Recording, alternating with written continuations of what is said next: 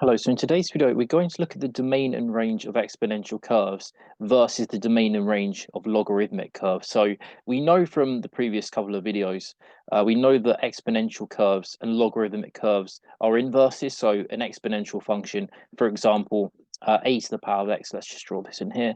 So you've got a graph here of y equals a to the power of x, where a is a bigger number than 1.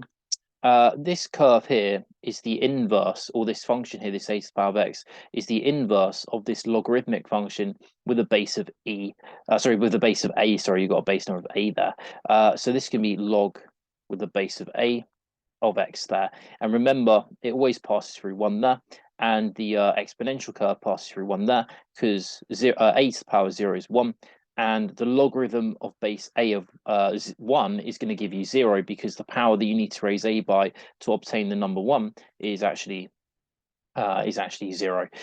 So yeah, that's just the curves there that we've been through before, and we've been through the idea that these are inverses. So let's look at how for this y equals e to the power of x graph, we can determine the domain and the range for these graphs here. So how can we determine the domain and range for this type of graph where you've got e to the power of x there? And remember that e is Euler's constant, so e is Euler's number. And again, this very famous number, about 2.7, which is about 2.7. Yeah, so to do this, again, the sketch of this graph is very similar to the one we just did. So this exponential graph going through y-intercept of 1. So what is the domain of this graph? So I mean, well, technically, domains of functions, we generally choose those. But if you think about it, it doesn't matter which x value we choose on the x-axis as our input into the function. We're allowed to choose any number in the real numbers. We're allowed to choose any number on the number line to input into this because e to the power of any number gives you a number. So our domain would just be x in the real numbers.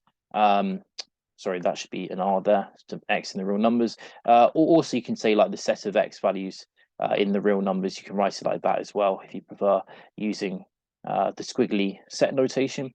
So what's the range of this function? So the key thing with these exponential graphs where you've got a number bigger than 1 to the power of x is that they never go below the x-axis. They never are negative.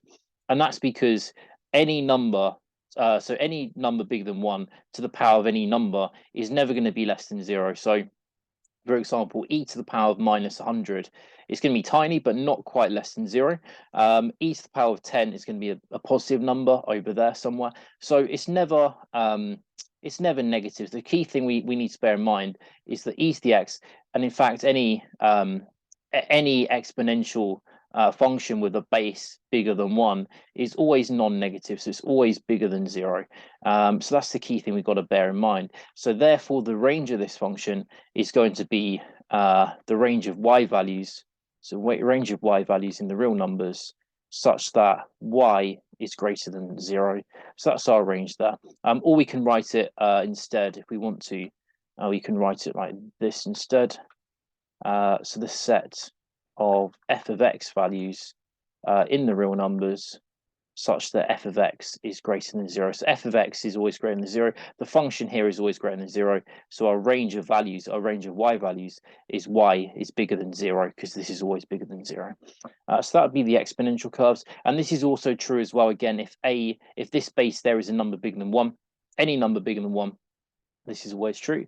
So now let's go to the logarithmic curve. So remember, this ln means the natural logarithm. So ln of x is just log with a base of e, this Euler's number again. So the domain of this one, so again, if we just sketch the graph, looks like this. That's our logarithmic graph going through 1 there. So what's the domain?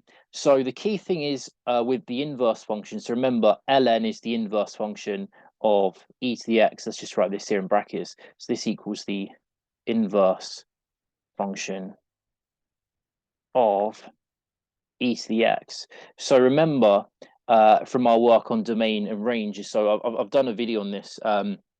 Please check out my functions playlist where I did a video on talking about the domain and range of inverse functions. So the domain of an inverse function is actually the same as the range of the original function. So the range of the original function was the y values bigger than 0. So the domain of your ln of x curve is going to be the set of x values bigger than 0. So as we can see by the graph here, that would be true because actually in our domain here, we don't get any x values on the x-axis less than 0 with our graph. All our x values on this curve are bigger than 0. So the domain is the set of x values bigger than 0. And remember, that's because it's the same as this range down here. So the range for e to the x is the set of y values bigger than 0. So the domain for the inverse function is the set of x values bigger than 0. So remember, domain is to do with your x values, range is to do with your y values. So we just want to swap the letters x and y around. But yeah, your domain is the same set, essentially. It's still the set of numbers bigger than 0. And our range is the same as the domain of our original function, so just a set of real numbers. So our range is going to be the set of y numbers which are real, so the set of real y numbers. So I'm just going to write it like this, so y in the real numbers. So it can be any number. So if you look at this graph here, this graph goes from minus infinity down there up to positive infinity, so it's just the set of real numbers. So that's our domain and range for the ln of the ln of x inverse function, which is the inverse function of the exponential curve. So that was just a brief summary of how we can actually find domains and ranges of these exponential and logarithmic curves. And in tomorrow's video, we're going to go into more detail about how we can find inverse functions for transformed logarithmic and exponential curves. And from there, we're going to talk about the domain and ranges of these transformed logarithmic curves. So we'll do that in tomorrow's video.